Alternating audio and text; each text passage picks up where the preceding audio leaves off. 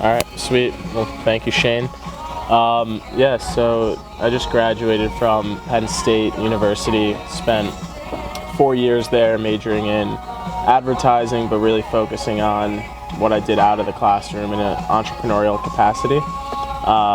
While I was there, I was really passionate about just making experiences for students, and one of the things I cared about a lot was bringing people together, and my friends and I did that by bringing Post Malone to Penn State in April of 2017, and this was a little bit before he blew up, and we had about 3,000 people there together in person. And after that experience, I wanted to continue the mission of bringing people together in real life, and that's where I am today, working for a startup company called 20, and our mission is to bring people together in real life for real life experiences and enhance that. So I'm excited to be there, working in New York City, working near, or kind of living on his couch for now, but having Jake's support the whole way. Cool. As Alex said, he's currently on my couch, which means I'm living in Manhattan.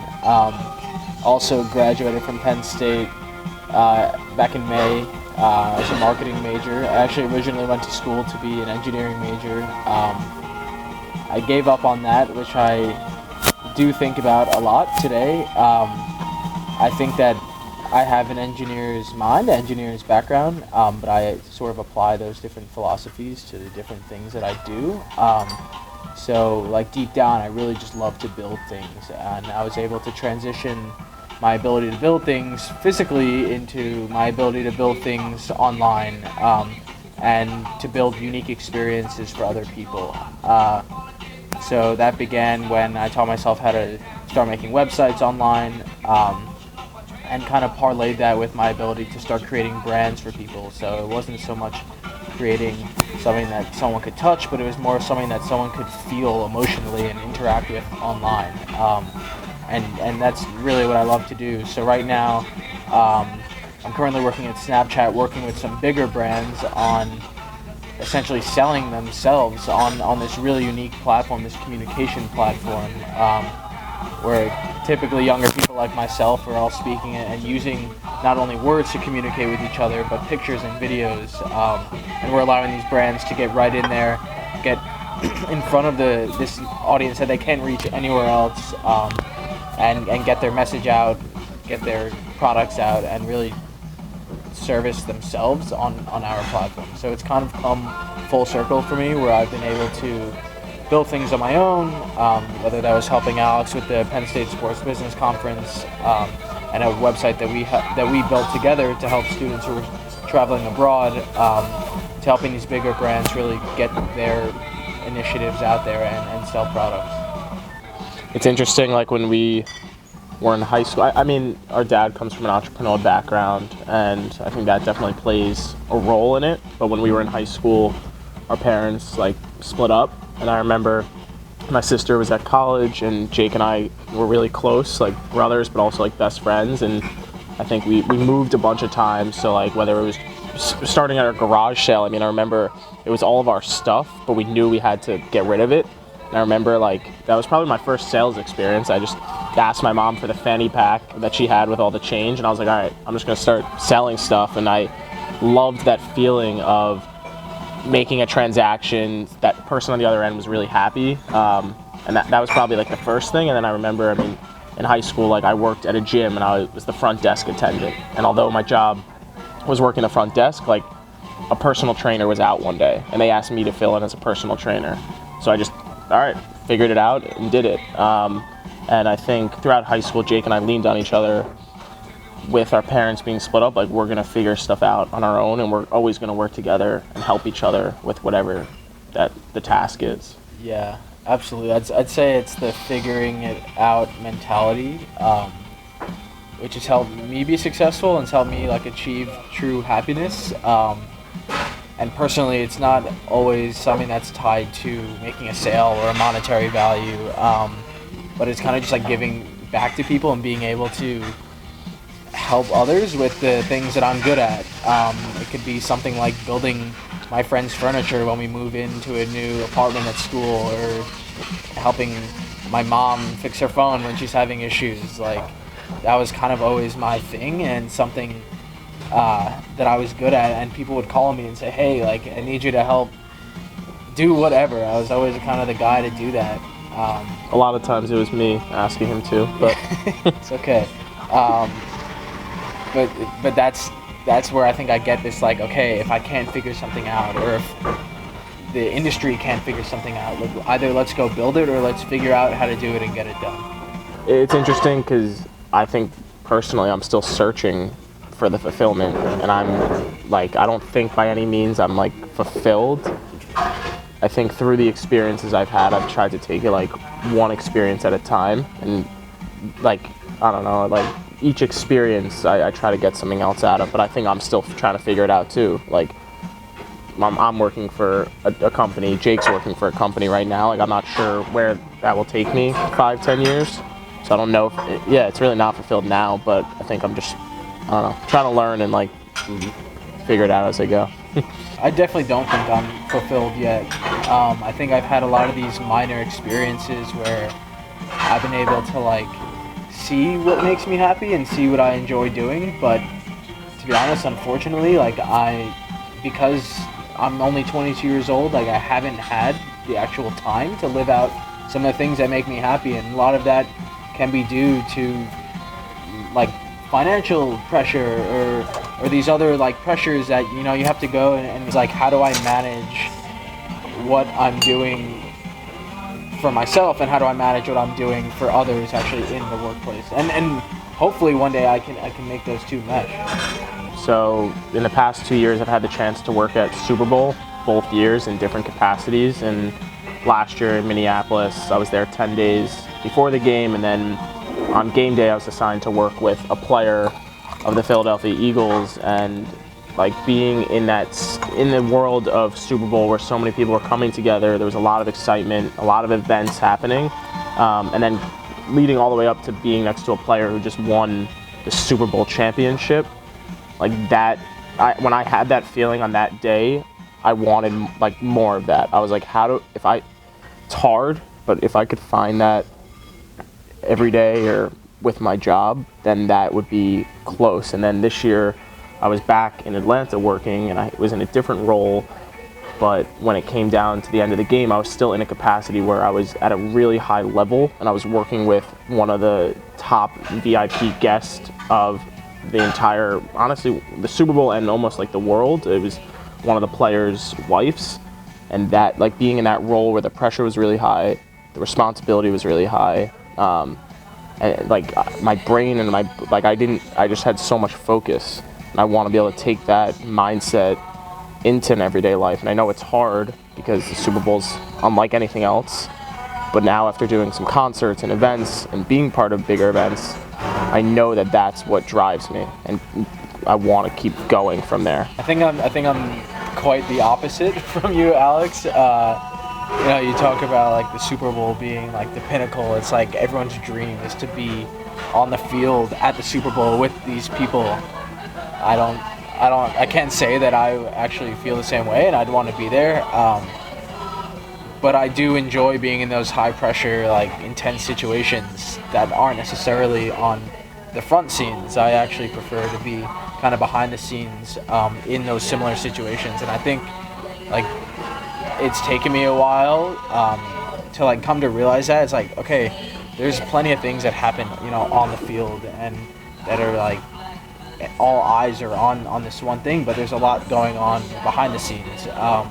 Personally, for me, that's been like like building things for people. Like I mentioned before, it's that same high pressure situation. It's that same like instant gratification. Okay, like I was able to your point, like bring someone from the field to where they had to be. And it's like, okay, if I don't build this correctly, or if I don't get this done in time, there's going to be significant consequences.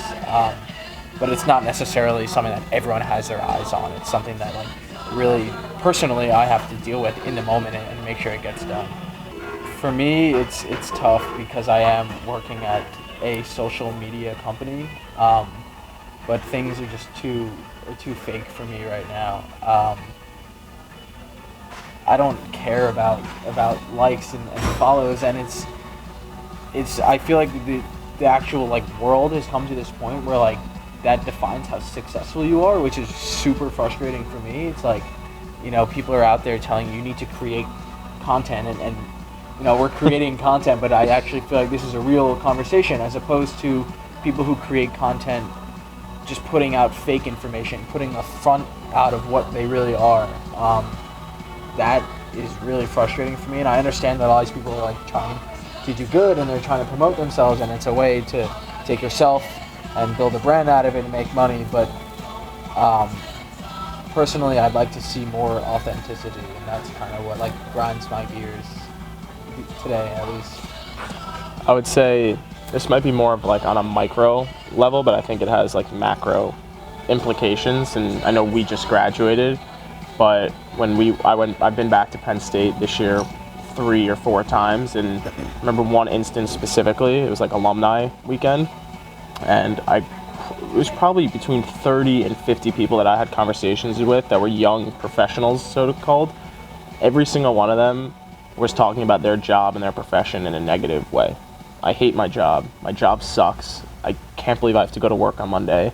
I'm literally no purpose. Like, I don't know why I'm doing it. And I just kept thinking, like, this is like our life. Like, we're young and we have these are smart people I'm talking to that probably have big ideas, that probably want to make an impact, but they all hate what they're doing in the moment. And what frustrates me is like, some of these people are making good money, better money than most out of college. Some of these people feel like they have to stay in their job because there's like a lot of pressure on them to do so. And I don't know, it's just frustrating that like there's so much out there, and I would like, it just frustrates me to have conversations with people that hate what they're doing when we literally only have one opportunity to live, and like there's not that much time in the world. I think it's fascinating that there's all these people that feel that way about their jobs, but like I'd say now more than ever, like people have the opportunity to go and do whatever they want to do. They just might not be doing it, which is kind of interesting to think about. Like, why wouldn't they? And to be honest, like maybe we haven't even done that yet. And it's like, what's holding us back? And it's a good point. It's like, how do you take all this in and really just go after what you want to do? Do you feel the walls and culture of the institutions that people work in breed that false identity and that non-authentic feel? And Yeah. that's where the change needs to happen. I think there's so much pressure for students getting out of school to accept either the first job they get offered, or to accept the job because they intern there for 3 years, to go right into the job. How about to accept the job because it pays enough to pay off their student loans in the shortest amount of time? Yeah, it's like it's a crazy time. Yeah, I think there's tons of pressure, and for me, like, I've switched jobs since I've graduated, but I wanted to kind of shift that culture, and after I graduated, I went to like a meditation and yoga retreat for 7 days because I kept getting the question, where are you working? Where are you living? What are you doing after college?